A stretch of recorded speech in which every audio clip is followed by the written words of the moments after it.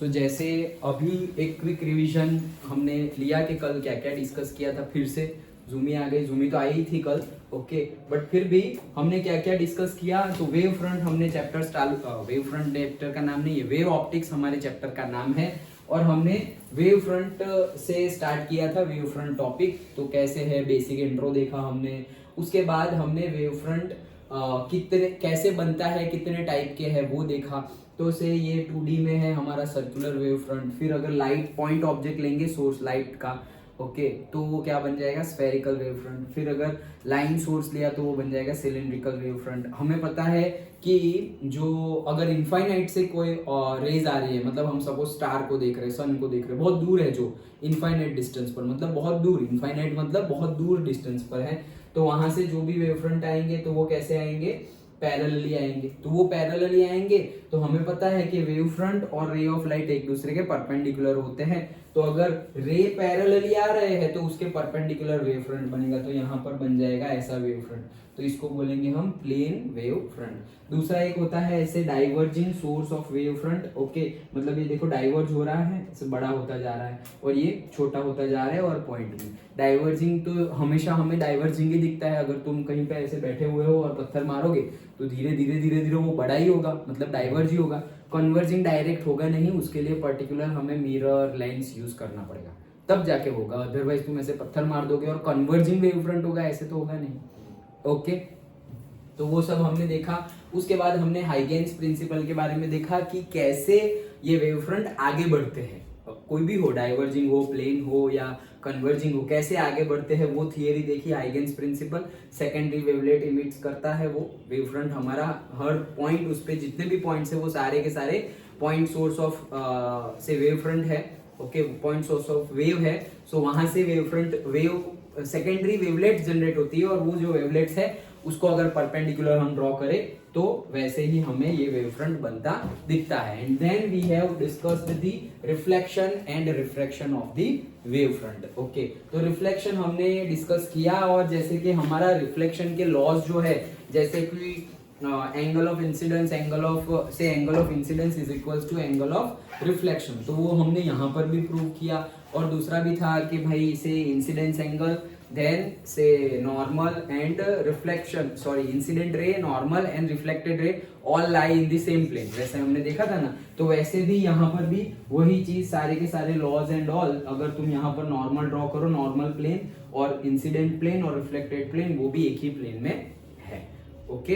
तो ये प्रूव करने को बोला, ओके, और वो हमने प्रूव कर दिया डायरेक्टली, जिस सिर्फ ट्राइंगल को कॉन्ग्रुएंट दिखाना है, ओके।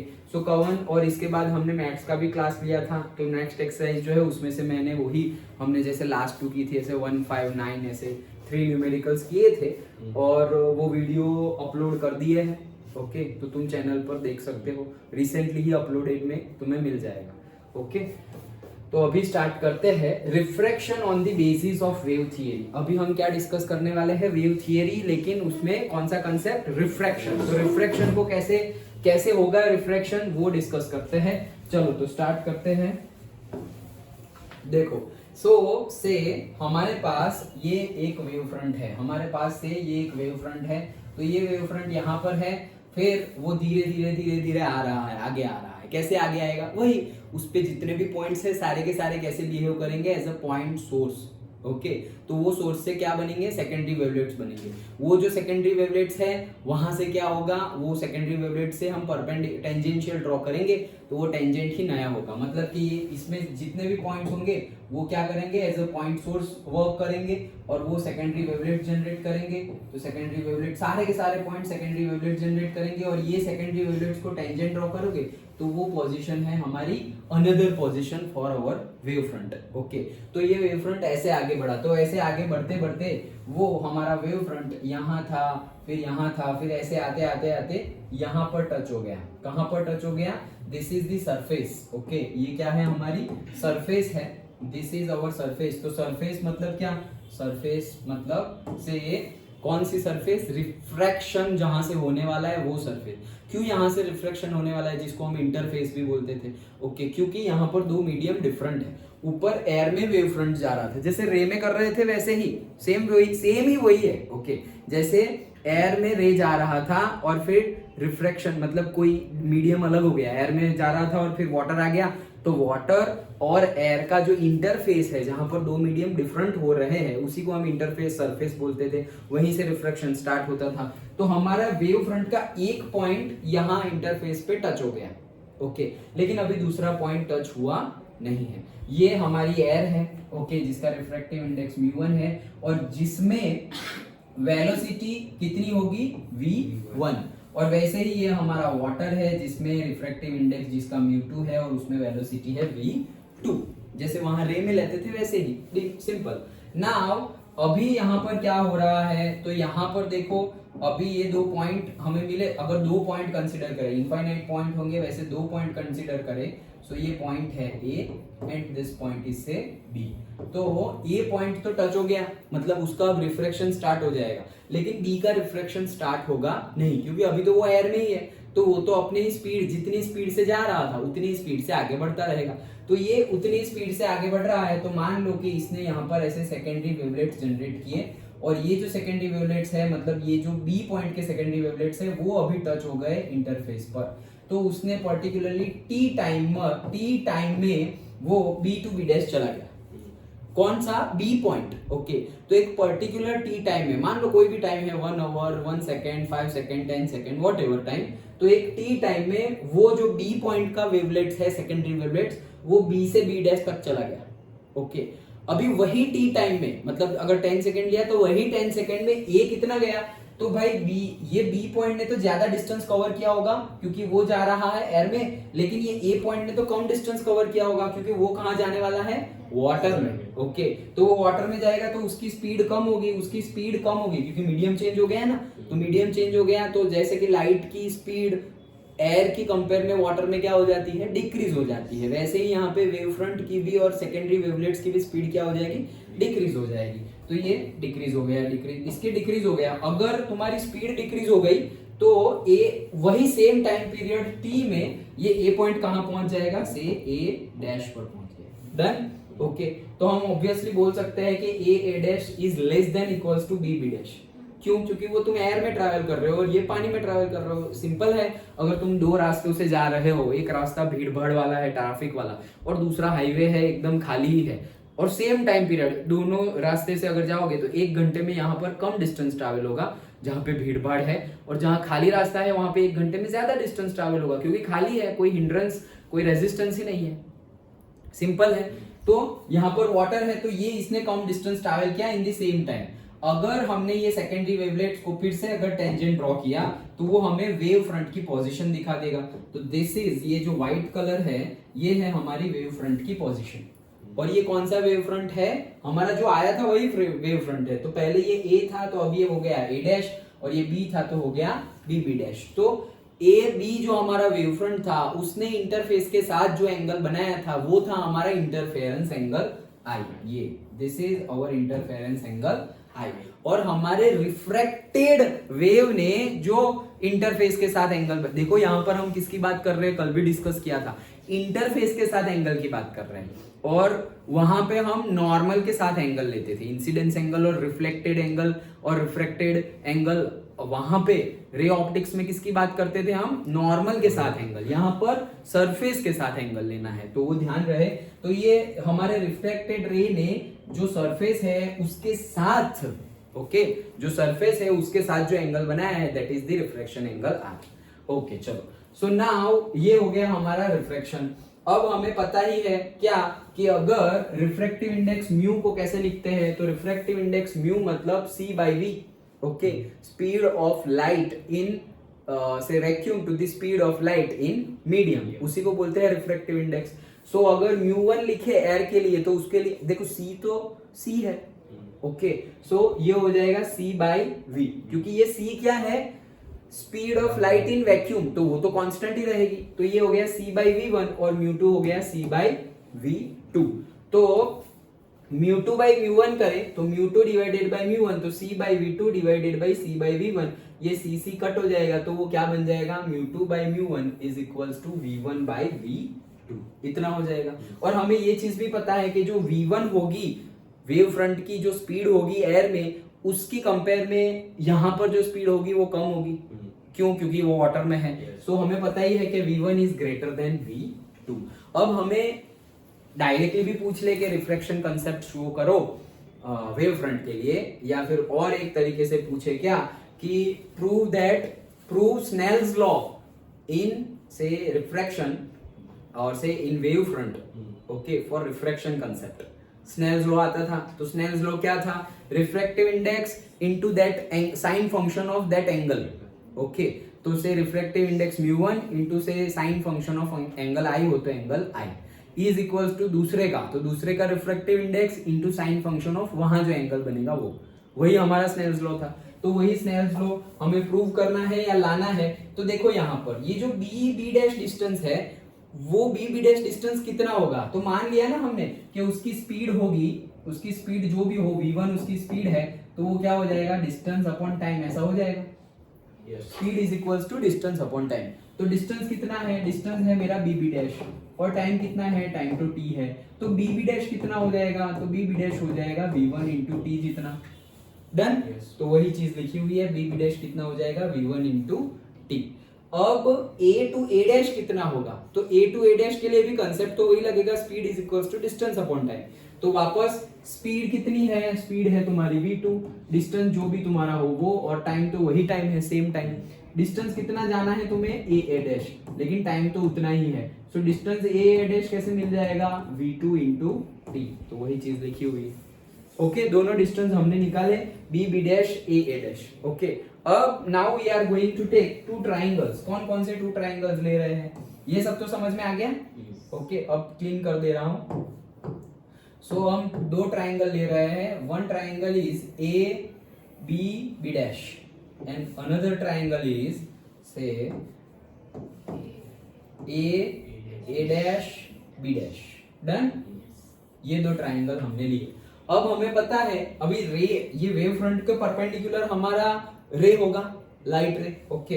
सो जो भी हमारा से वेव फ्रंट ऐसा है तो हमारा रे होगा लाइक दिस। डन। ये वेव फ्रंट के परपेंडिकुलर यहाँ पर लाइट रे ऐसे होगा। सो ये एंगल देखो, ये रे और वेव फ्रंट के बीच में तो 90 डिग्री बनता है। तो ये ट्राइंगल राइट एंगल ट्राइंगल है, जिसमें एक एंगल तो मिल गया मुझे, कितना है? 90। वैसे ही यहाँ पर तो ये जो वेव फ्रंट है उसके भी अगर परपेंडिकुलर अगर हम ड्रॉ करें तो वो हो जाएगा मेरा लाइट रे। तो ये एंगल भी कितना है? 90। तो दोनों ट्राइंगल में एक एंगल तो 90 ही है, ओके। तो दोनों ट्राइंगल में एक एंगल 90 है। अब इसके लिए ये 90 है और ये आई है, तो साइन आई लिखे तो क्या होगा? Opposite by hypotenuse. So sine I is equals to opposite, तो ऑपोजिट है आई के ऑपोजिट है B dash divided by hypotenuse क्या है? 90 के सामने वाला hypotenuse A B dash. Done, okay. तो वो ट्राइंगल के लिए हम लिख रहे हैं, यहाँ लिखा है मैंने, हाँ लिखा है, sine I is equals to B dash opposite divided by adjacent A B dash. वैसे ही सेकंड ट्राइंगल के लिए तो हमारा एंगल है आर, तो साइन आर लिखे again opposite by hypotenuse. Opposite R के ऑपोजिट है ए डैश, तो साइन आर आर के ऑपोजिट है ए डैश, और हाइपोटेनियस राइट एंगल के सामने वाला, तो राइट एंगल के सामने वाला हाइपोटेनियस तो ए बी डैश, तो by A B dash. That's it.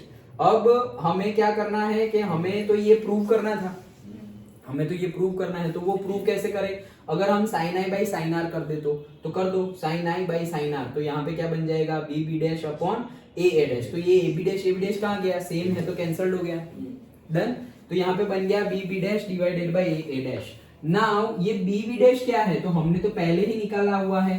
B B dash actually distance जो था ये रहा, वो उसको लिख सकते हैं v1 इंटू टी, ए डैश को लिख सकते हैं v2 इंटू टी। दोनों वैल्यू पुट की, टी सेम है तो ये कट हो गया वापस। तो sine I by sine R क्या आया? v1 by v2। अभी sine I by sine R आया v1 बाई v2, तो sine I by sine R को ये देखो v1 बाई v2 तो हमने प्रूव किया था दैट इज इक्वल्स टू म्यू2 बाई v1। वहां से वैल्यू ले लो, तो sine I by sine R is equals to म्यू2 बाई म्यू1। तो म्यू1 यहाँ चला गया, तो म्यू1 into sine I is equals to म्यू2 into sine R. That's it. तो हमारा जो स्नेल्स लॉ है वो क्या हो गया? प्रूव हो गया। Done, okay. तो तो वेरी सिंपल क्या किया हमने, सिंपली सबसे पहले तो डायग्राम समझो। तो हमारी एक इंटरफेस है, ओके, जहां पर दो मीडियम सेपरेट हो रहे हैं, ऊपर का एयर, नीचे का वाटर, ऊपर रिफ्रैक्टिव इंडेक्स μ1, नीचे रिफ्रैक्टिव इंडेक्स μ2, ऊपर वेलोसिटी v1, नीचे वेलोसिटी v2, और हमारा एक वेव फ्रंट आ रहा है AB, ओके। जैसे ही AB आगे बढ़ रहा है, पहले सपोज A पॉइंट और B पॉइंट नीचे टच हो गया, जिसको तो टच करवाओ, B को A को, तो A पॉइंट टच हो गया। तो अब अगर स्टार्ट करें, टाइमर स्टार्ट कर दिया, अभी टाइमर स्टार्ट कर दिया और 10 सेकंड बाद देखते हैं, तो 10 सेकंड में ये B डैश तक जितना ट्रैवल किया, उतने ही टाइम में इसने उतना ट्रैवल नहीं किया, उससे कम ट्रैवल किया, क्योंकि वो उसका रिफ्लेक्शन स्टार्ट हो गया है, B का रिफ्लेक्शन अभी स्टार्ट हुआ नहीं था। तो सेकेंडरी वेवलेट्स जो है, वो सेकेंडरी वेवलेट्स को अगर हम बढ़ाए आगे, तो वो बनेगा हमारा B, जब तक B पॉइंट B डैश पर पहुंचेगा, जब तक B वाला जो सेकेंडरी वेवलेंट है वो B डैश पर पहुंचेगा, तब तक A वाला सेकेंडरी वेवलेट्स कहां पहुंच गया, A डैश पर पहुंच गया। वो सेकेंडरी वेवलेट जो है उसको भी अगर हम टेंजेंट, देखो ये सारे पॉइंट के ये है, मतलब कि ये पॉइंट ये सारे पॉइंट आगे बढ़ेंगे, और सारे पॉइंट आगे बढ़ेंगे तो ये वेव फ्रंट भी हमें, ये बहुत सारे हैं वेवलेट्स, ऐसे बनेंगे, ओके। और सारे पॉइंट के ऊपर सारे सेकेंडरी वेवलेट्स का टेंजेंट ड्रॉ करेंगे, तब जाके हमें ये वेव फ्रंट मिलेगा। जैसे हमारी हाइगेन्स प्रिंसिपल है, वो तो वर्क करेगा ही, इसीलिए तो उसके पहले हमने थ्योरम पढ़ लिया हाइगेन्स प्रिंसिपल। तो ये ऐसे ही आगे बढ़ेगा सारे सेकेंडरी वेवलेट, फिर वो आगे बढ़ता जाएगा, दैट्स इट। अभी लाइट रे वेव फ्रंट को परपेंडिकुलर होता है, तो ये एंगल, ये लाइट रे आया हमारा, तो ये एंगल 90 बन गया, और ये भी हमारा लाइट रे है। वेव फ्रंट यहाँ है तो उसके 90 डिग्री हमारा लाइट रे होगा, वेव फ्रंट के 90 डिग्री पर, वो रिलेशन भी हमने देखा, ओके। सो ये 90 डिग्री। अब अगर बात करें तो देख लो कि कितना डिस्टेंस ट्रैवल हुआ है। तो टी टाइम में बी पॉइंट ने बी डैश गया, वेव फ्रंट टी टाइम में कहां से कहां गया, बी डैश, और वही टी टाइम में ए पॉइंट कहां गया, तो ए पॉइंट गया ए डैश। अच्छा, सो स्पीड का फॉर्मूला यूज करें, speed is equals to distance upon time. So अगर डिस्टेंस की बात करें, टाइम सेम है लेकिन स्पीड और डिस्टेंस अलग अलग है। अगर जिसका रिफ्रैक्टिव इंडेक्स ज्यादा है वो मीडियम में स्पीड क्या हो जाएगी, कम, और डिस्टेंस भी क्या हो जाएगा, कम स्पीड ही होगी और कम ही डिस्टेंस होगा, ओके। सो और जब तुम आ जाओगे कम वाले रिफ्रैक्टिव इंडेक्स में, मतलब से μ1 में, तो μ1 में तो स्पीड भी ज्यादा होगी तो डिस्टेंस भी ज्यादा ट्रैवल करेगा, स्पीड ज्यादा करेगा तो speed is equal to distance upon time. Speed and distance क्या है, डायरेक्टली प्रोपोर्शनल। तो अगर स्पीड ज्यादा है तो डिस्टेंस भी ज्यादा कवर करेगा, स्पीड कम है तो डिस्टेंस भी कम ट्रैवल करेगा। तो उसके बेस पे हमने बी डैश और ए डैश की वैल्यू फाइंड करनी। अब अगर हम यूज कर रहे हैं, हमारा स्नेल्स लॉ प्रूव कर रहे हैं, सो रिफ्रैक्टिव इंडेक्स की definition mu is equals to C by V. तो μ1 is equals to C by v1, μ2 is equals to C by v2।